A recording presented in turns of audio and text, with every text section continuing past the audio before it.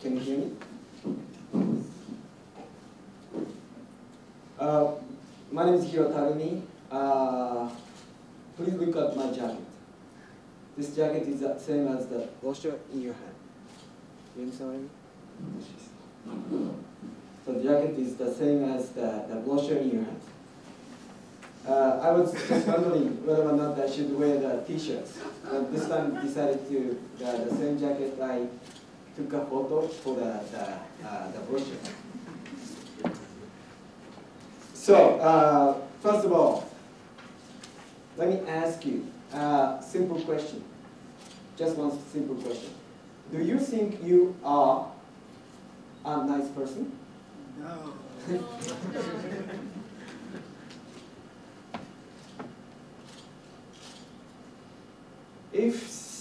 If you think you're a nice person, how come you think you're nice?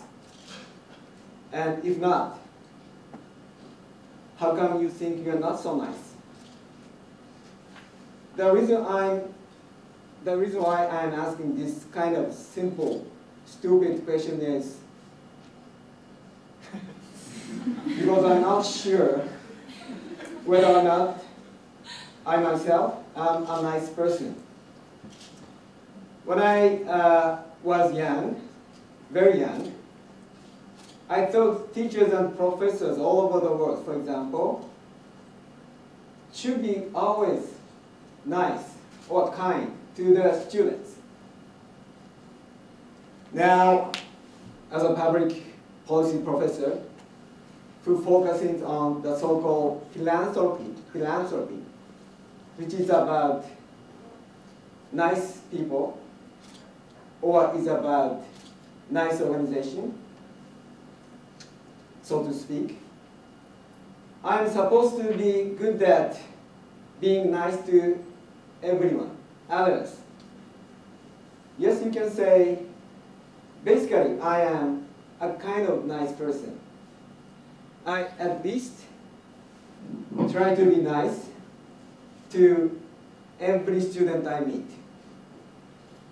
But honestly speaking, sometimes I feel that I cannot manage to be nice to a certain student. I'm sorry about it. The reason depends. Sometimes I cannot get why he or she does such a stupid things in terms of educational missions and goals. But that's a kind of minor reason. More frequently, those things happen when I realize that he or she seems to be not so nice to me myself. I mean, I don't like the one who doesn't like me. That's true. That's a very common practice, isn't it? Now, the thing is, why you should not be nice to human beings in general? Is there any specific reason why you should not be straightforward or even arrogant sometimes? It seems to me that almost all people try to be nice or polite to others without any specific reasons. You just smile on me without any expectation, then I smile back on you without any expectation as well. It's like a long-lasting rally, a match between two well-trained ping-pong players. Whenever you see the ball, the ping-pong ball, all you have to do is just hit it back. You have no time to think about the meaning of the tiny, yellowish, turtle egg-like ball. Just hit it. Or you can also say that kindness is a sort of insurance for your future. Like insurance payout. You know insurance payout? The money the company will pay you. The kindness payout or kindness return isn't needed at all when you are strongly enough or healthy enough. Thank you. You don't pay any attention to either insurance or kindness whenever you are perfectly okay. But once you have some trouble or weakness, such as a severe injury or sudden depression, then the weakness may be well paid by not only the insurance, but also the kindness you accumulate. But again, here's another problem. If you live in a small village or town with a population of, say, 300, the things are very simple, easy. You know almost all members of the town. The town members also know who you are and how nice you are. If you live in a big city like Tokyo or Paris, on the other hand, then it is almost impossible for you to expect such a return or payout from your neighbor strangers. Speaking of the stranger, you may say that people who are waiting on the line for water and food as March 11th earthquake and tsunami victims in Tohoku area can be called a bunch of perfect strangers. Those strangers, those local people, gain kind of praises, especially from lots of foreign media, for what they did. Despite the length of the line, everyone remains calm and polite, nice to each other. Also, there was just a little anger and no capture. The media abroad repeatedly said, "That's wonderful." But wait a minute. Whenever I hear that the extremely good reputation for the so-called uncomplainingness of the local people, I get a strange feeling that how come people always be so nice, even in such an unusual situation? You don't always have to be so nice. I think now is the time for each of you to think about being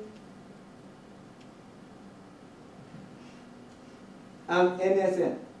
You know what NSN means? A not so nice person.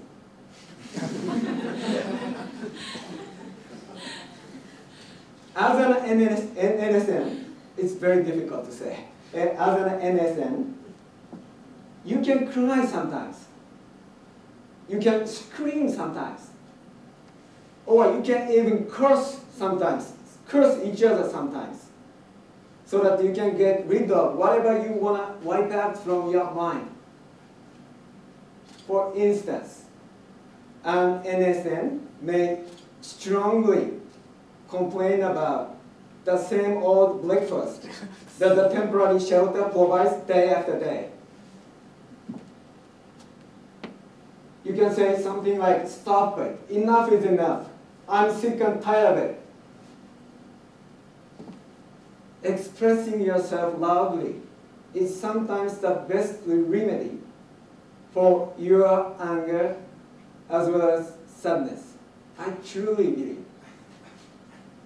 As soon as the earthquake and the tsunami occurred, by the way, one of my students called Tsukasa asked me not to attend some of my classes for more than a week due to volunteering in Kamaishi, Iwate Prefecture.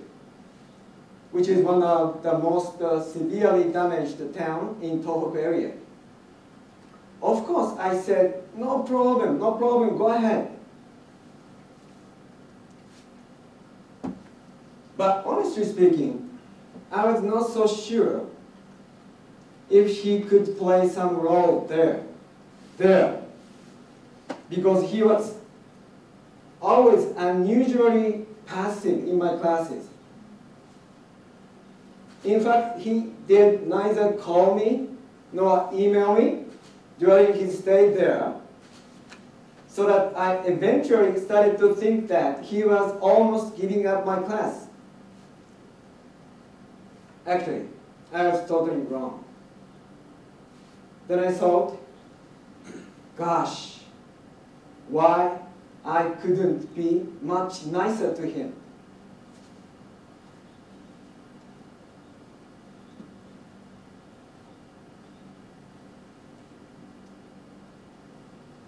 Look at this picture. This is the picture he sent me by email as a text file. See how he looks like.